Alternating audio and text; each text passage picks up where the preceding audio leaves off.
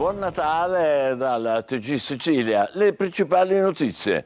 Da Palermo un messaggio di speranza dell'arcivescovo Lorefice nell'omelia in cattedrale. Basta con l'oppressione e la violenza, esplodano liberazione e pace. Spaventoso naufragio al largo del Mediterraneo, dispersi 116 migranti erano a bordo di un barcone partito dalla Libia. C'è un unico sopravvissuto tratto in salvo da un pescatore tunisino. Palermo ricorre alla vigilanza privata contro la movida violenta. 5 pattuglie nel pomeriggio, 6 di notte affiancheranno le forze di polizia, ma è subito polemica.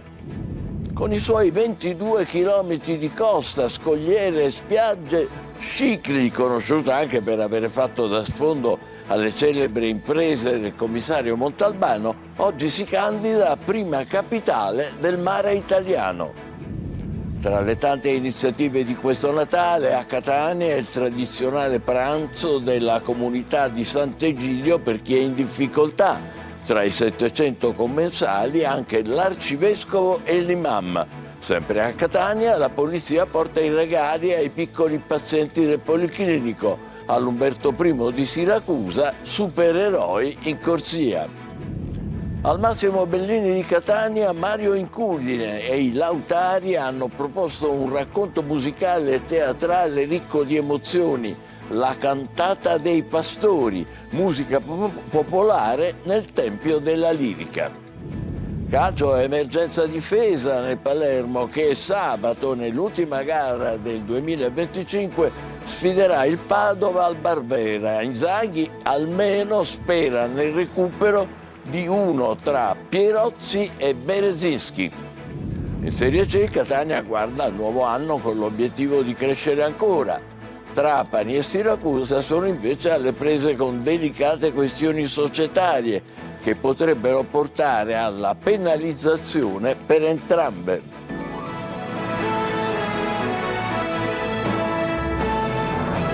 Trovati ancora auguri da Palermo, un messaggio di speranza dell'arcivescovo Lorefice nell'omelia in cattedrale. Basta con l'oppressione e la violenza, dice, esplodano liberazione e pace. Marco Gullà. Dalla lotta al crack all'abbraccio ai genitori di Sara Campanella, di Roberta Siragusa, di Paolo Terranova, segnati dall'atroce e ingiusta morte dei loro figli. L'arcivescovo di Palermo, Corrado Lorefice, nella messa di Natale in cattedrale vuole mandare un nuovo messaggio di speranza per una città che quest'anno è stata travolta dalla cronaca in diversi episodi. Lorefice nella sua omelia dice grazie per gli abbracci ricevuti allo Zen e a Borgonuovo, nelle scuole dello Sperone e per le vie di Brancaccio e di Ballarò. Grazie ai giovani che si sono indignati e che hanno manifestato pacificamente per l'assurda violenza omicida e distruttiva che si è scatenata in Terra Santa. Deve esplodere anche a Palermo una cultura non dell'oppressione, non della violenza, ma della liberazione e della pace. Tutti ci dobbiamo impegnare, a maggior ragione se siamo cristiani. Una gratitudine a tutti e soprattutto a quei giovani che si sono indignati e hanno manifestato e lo hanno fatto pacificamente. Perché non si può dire no alla violenza con altra violenza, e li ringrazio e continuiamo a far partire dalle nostre labbra e soprattutto dalle labbra del cuore questa parola, pace. Diciamolo a tutti e diciamolo a quelli che hanno in mano le sorti della famiglia umana, i grandi di questo mondo che ancora sembrano giocare con la guerra. Dobbiamo ripensare il nostro stare al cuore del Mediterraneo, a maggior ragione per noi che stiamo sulla zattera che è la Sicilia. C'è una sola parola: prima di tutto riconoscere l'altro e accoglierlo, poi tutto il resto. Così l'arcivescovo di Palermo Lorefice, purtroppo proprio nel Mediterraneo c'è stato un nuovo spaventoso naufragio, dispersi 116 migranti che erano a bordo di un barcone partito dalla Libia. C'è un unico sopravvissuto, tratto in salvo da un pescatore, Luca Ciliberti. Spariti nel Mediterraneo. Adesso si teme che 116 migranti partiti dalla Libia lo scorso fine settimana siano morti in mare. All'alba del 20 dicembre Alarm Phone aveva lanciato l'allerta su un barcone alla deriva di cui si erano perse le tracce e a bordo del quale c'erano 117 migranti partiti da Zuara la sera del 18 dicembre. L'unico sopravvissuto sarebbe stato salvato da un pescatore tunisino. Secondo le informazioni ricevute, la partenza era avvenuta intorno alle 20 ora locale della sera precedente. Abbiamo tentato ripetutamente di contattare la barca tramite telefono satellitare senza successo, afferma la ONG tedesca. Le guardie costiere e le organizzazioni umanitarie sono state allertate nonostante non avessero una posizione GPS. Per tutto il giorno abbiamo continuato a cercare di raggiungere la barca tramite telefono satellitare e ancora una volta senza successo. Quando abbiamo contattato la Guardia Costiera italiana, dice Alarm Phone, hanno confermato di aver ricevuto la nostra mail, ma hanno immediatamente chiuso la chiamata senza fornire ulteriori informazioni o rassicurazioni. La cosiddetta Guardia Costiera libica, ricostruisce Alarm Phone, ci ha detto che il telefono non era stato salvato né intercettato e non c'erano barche tra il 18 e il 19 dicembre. La sera del 21 dicembre ha ricevuto informazioni di che pescatori tunisini avevano trovato solo un sopravvissuto su una barca di legno. Avrebbe dichiarato, quest'ultimo, di essere stato in viaggio da Zuara 2 giorni prima della tragedia. Secondo la sua testimonianza, solo poche ore dopo la partenza il tempo è peggiorato drasticamente, con venti che raggiungevano i 40 km/h. Il sopravvissuto sarebbe stato trasferito dai pescatori in un ospedale in Tunisia. Per gli altri sembra non ci sia più nulla da fare. Torniamo in Sicilia. Palermo ricorre alla vigilanza privata contro la movida violenta nel periodo delle feste. 5 pattuglie nel pomeriggio, 6 di notte affiancheranno le forze di polizia. Ma è subito polemica. Marco Viola. Polizia municipale e forze dell'ordine sono insufficienti e la città di Palermo ricorre ai privati per controllare centro e periferie durante le feste. Attraverso un affidamento diretto al gruppo Sicur Transport a partire dal pomeriggio della vigilia di Natale e per l'intero periodo delle festività natalizie fino al 1 gennaio 26 compreso, è in vigore a Palermo un servizio di vigilanza privata in alcune zone strategiche della città. Formalmente si tratta delle aree dove insistono immobili e strutture comunali o installazioni. I controlli scattano con una pattuglia di vigilanza privata in ognuna delle 5 aree sotto controllo stringente, ovvero Zisa Sferracavallo Mondello, Piazza Ungheria Teatro Massimo, Cattedrale Piazza Vittoria, Stazione Centrale Quattro Canti. Nella notte dopo le 20 le pattuglie diventano 6 e si aggiungono le aree di Borgo Nuovo CEP, Piazza Nascevi e la Lumia, teatro degli ultimi eventi, con una pattuglia che arriverà fino a via 20 settembre e Villa Trabia. Per il sindaco si tratta di un intervento tampone per rafforzare controlli e sicurezza nel periodo delle feste, dopo la constatazione dell'insufficienza delle forze disponibili. Ma per la consigliera del PD Mariangela Di Gangi si tratta di un insulto alla città, alla prefettura, a questura, forze dell'ordine e polizia municipale, oltre che al consiglio comunale completamente scavalcato, e ancora di una ulteriore conferma della inadeguatezza materiale e culturale di questa amministrazione.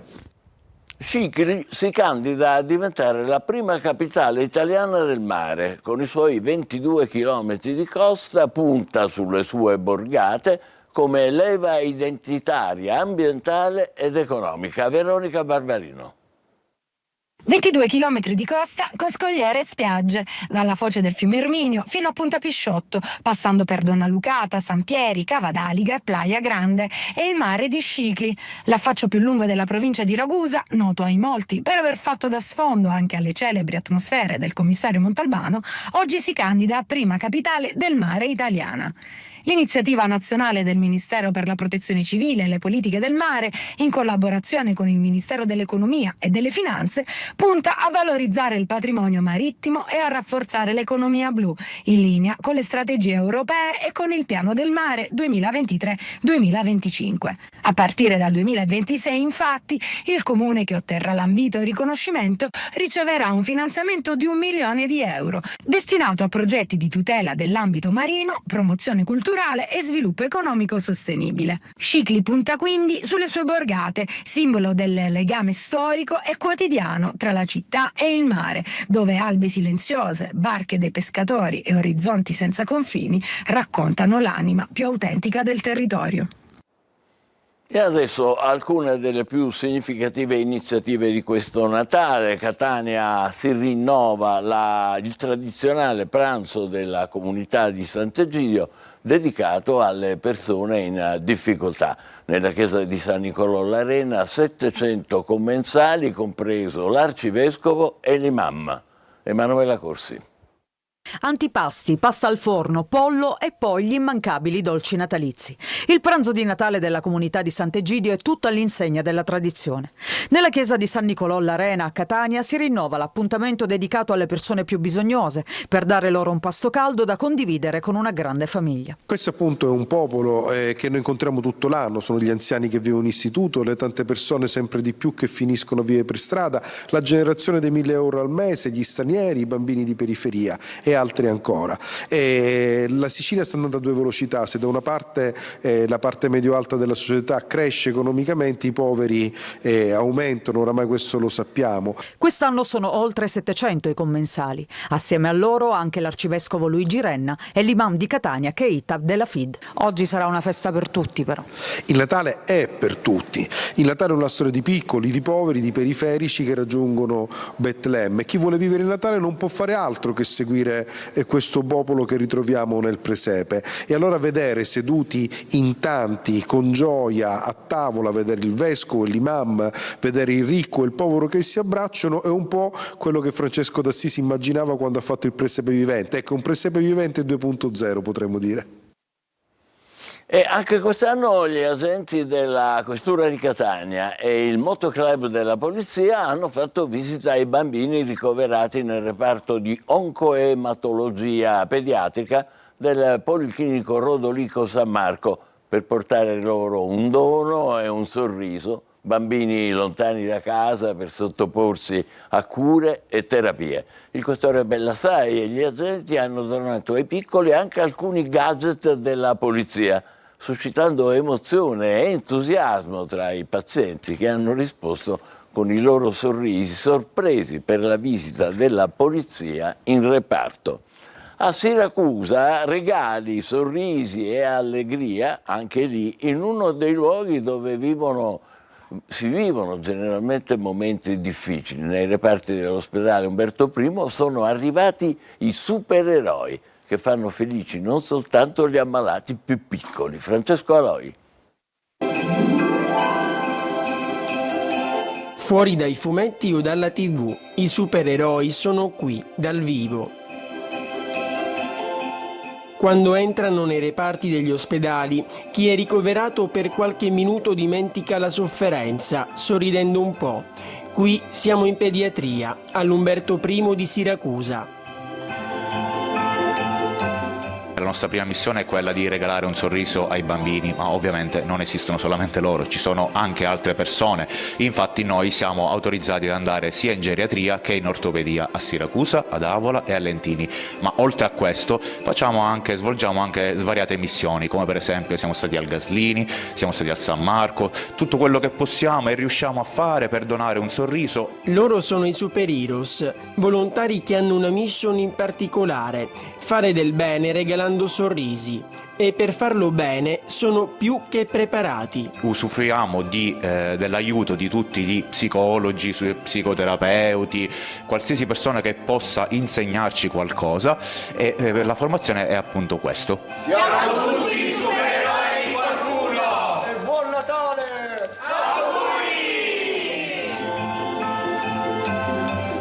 Evviva, auguri, auguri. E c'è dell'altro in questo Natale. A Cammarata apre un nuovo spazio dedicato alla storia e all'identità del territorio. Nell'ex chiesa di San Giacomo, inaugurato il Museo Immersivo dei Monti Sicani. Davide Sardo. Un viaggio tra immagini, suoni e contenuti digitali per raccontare storia, arte e natura dei Monti Sicani. A Cammarata, nell'ex chiesa di San Giacomo, è stato inaugurato il Museo Immersivo, un centro di interpretazione del territorio pensato per coinvolgere visitatori di tutte le età. Il percorso utilizza tecnologie multimediali e installazioni immersive per offrire un'esperienza dinamica e accessibile, capace di parlare anche ai più giovani. Un luogo dinamico, un museo dinamico che potrà sempre arricchirsi di nuovi contenuti che ci sveleranno sempre di più i segreti di questi luoghi meravigliosi di Cammarata, dell'intero territorio dei Sicani, e che grazie a questo spazio potranno essere raccontati in un unico luogo attraverso l'arte digitale e le nuove tecnologie. Il museo immersivo è stato promosso dall'amministrazione comunale e realizzato da iWorld Eats con l'obiettivo di rafforzare l'offerta culturale e turistica di Cammarata. Qui racconteremo le tradizioni, le realtà del nostro territorio e mi auguro che chiunque visiterà questo museo possa conoscerle e poi avere la curiosità di andarle a visitare. Una nuova esperienza pensata per raccontare il territorio con strumenti contemporanei e offrire ai visitatori un modo diverso di conoscere luoghi e tradizioni. E da Cammarata torniamo a Catania con la cantata dei pastori. La musica popolare entra nel Tempio della Lirica per un omaggio alla Natività. Al Teatro Bellini, Mario Incudine e i Lautari hanno proposto un racconto musicale e teatrale ricco di emozioni. Orazio Longo.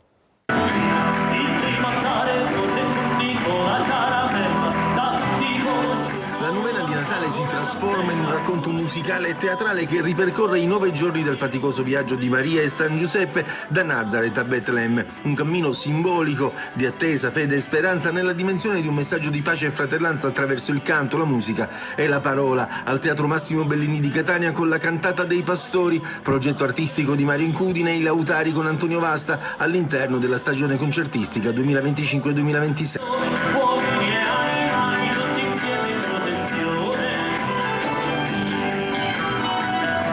La musica popolare con il repertorio delle novelle delle pastorali entra nel Tempio della Lirica regalando un momento di ascolto e di condivisione attraverso la memoria, la spiritualità e il racconto collettivo, spiega lo stesso Mario Incudine, voce narrante e regista dello spettacolo.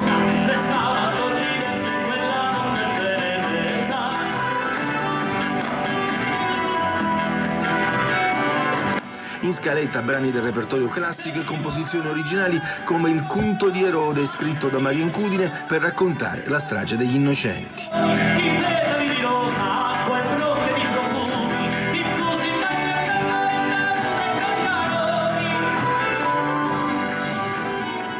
È il momento della nostra pausa, subito dopo il calcio, con il Palermo in piena emergenza per la gara di sabato contro il Padova e la voglia di crescere del Catania nel nuovo anno. State con noi, vi aspetto.